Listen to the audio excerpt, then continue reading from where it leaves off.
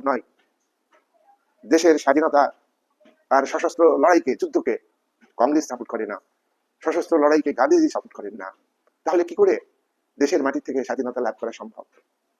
তাই সুভাষচন্দ্র কিন্তু এই সশস্ত্র সংগ্রামের আদর্শকে গ্রহণ করেছিলেন। বিবেকানন্দের যে জাতীয়তাবাদ সুভাষচন্দ্র গ্রহণ করেছিলেন, অরবিন্দের জাতীয়তাবাদ সুভাষচন্দ্র গ্রহণ করেছিলেন। সুভাষচন্দ্র অরবিন্দ বিবেকানন্দের আদর্শে জাতীয়তাবাদী ভাবনা, ভারতবর্ষের জাতীয়তাবাদ, নিজস্ব জাতীয়তাবাদকে ভিত্তি করে তিনি জাপানে গিয়েছিলেন।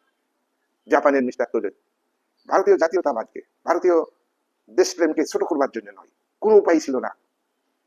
কোনো শুভ শক্তি, সাধারণভাবে ফ্যাসিস্ট শক্তি, নাৎসিবাদী শক্তি, সামরিক শক্তি মিলিত, ডিক্টেটরশিপ, একনায়কত্ব, সর্বাত্মক রাষ্ট্রের ধারণা, এই আদর্শকে গ্রহণ করে না।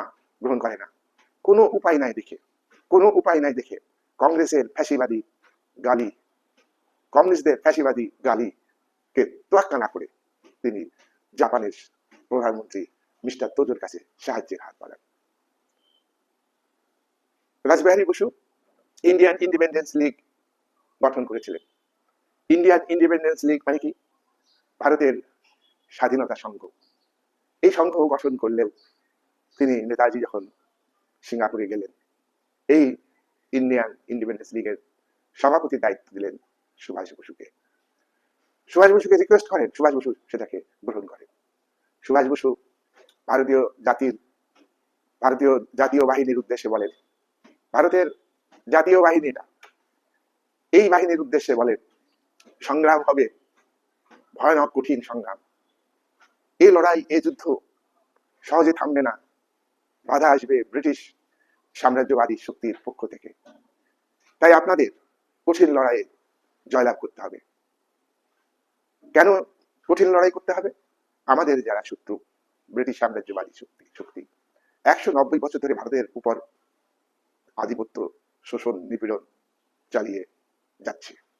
সুতরাং একে বিতাড়িত করা প্রায় 190 বছর, 180 বছরের উপরে তখন সুভাষ বসু এই কথা বলছেন।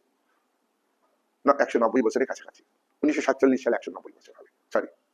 অত্যন্ত শক্তিশালী এটা, এবং শুধু শক্তিশালী নয়, ব্রিটিশ সাম্রাজ্যবাদী, নিষ্ঠুর, রক্ত পিপাসু, বহু ভারতীয় প্রাণ কেড়ে নিয়েছেন ভারতীয়দের মাধ্যমে,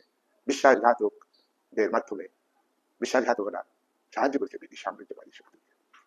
আমরা অনেক জ্বালা সহ্য করব, আমাদের বাহিনীকে অনেক জ্বালা সহ্য করতে হবে, আমাদের বাহিনীকে অনেক যন্ত্রণা, কষ্ট, না খেয়ে থাকার কষ্ট, এসবগুলি আমাদের বহন করতে